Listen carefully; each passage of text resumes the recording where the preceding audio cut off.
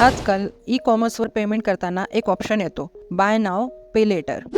BNPL हा option तरुण पिढीला आकर्षित करतो. ही सुविधा म्हणजे धोक्याची घंटा आहे का? ही सुविधा तरुण पिढीत लोकप्रिय होत आहे, पण याचे काही तोटे आहेत ज्यामुळे त्यांचे आर्थिक भविष्य धोक्यात येऊ शकते.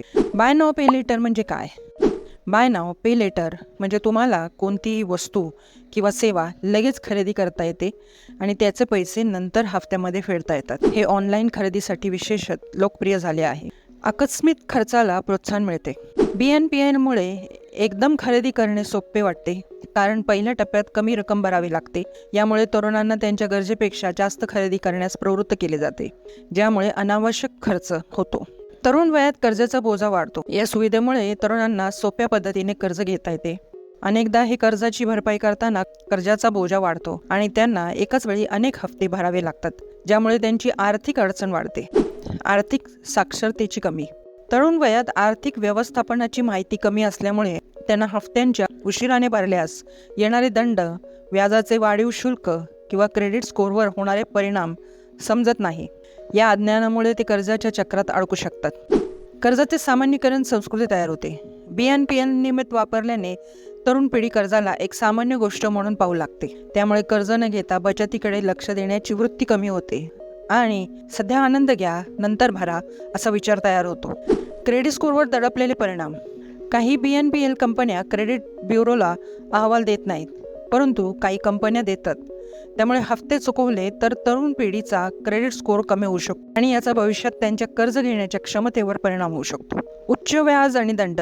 BNPL प्रारंभात व्याज विरहित असते, पण हप्ते वेळेवर न भरल्यास उच्च व्याज आणि दंड आकारला जातो. त्यामुळे या सुविधेचा लाभ घेताना लक्ष न दिल्यास तरुणांना अपेक्षेपेक्षा जास्त पैसे भरावे लागतात. आर्थिक जबाबदारीची कमतरता.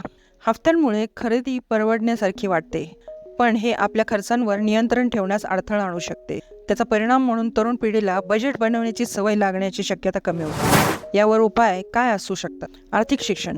तरुणांना आर्थिक साक्षरतेची महत्त्वाची माहिती दिल्यास त्यांना कर्जाच्या परिणामाची जाणीव होऊ शकते.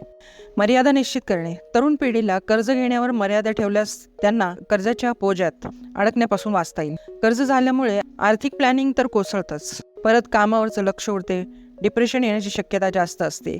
ते कर्ज फेडण्यासाठी दुसरं कर्ज, मग तिसरं. माणूस त्यात कधी अडकत जातो हे कळत नाही.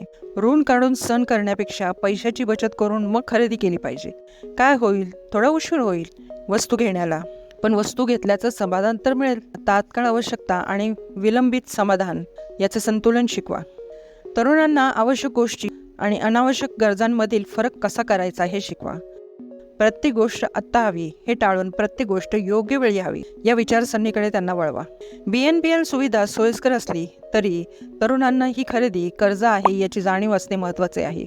योग्य प्रकारे व्यवस्थापन केल्यास आर्थिक आधारभूत रचना मजबूत राहू शकते. तरुणांनी आपल्या आवश्यकता आणि इच्छांमध्ये फरक ओळखावा, धैर्य ठेवावे आणि दीर्घकालीन फळांवर लक्ष केंद्रित करावे. यामुळे त्यांना आयुष्यातील खरे समाधान व यश अनुभवता येईल. मित्रांनो, ही माहिती तुम्हाला कशी वाटली हे आम्हाला कमेंट करून नक्की सांगा. व्हिडिओला लाईक, शेअर आणि सबस्क्राईब करायला विसरू नका. धन्यवाद.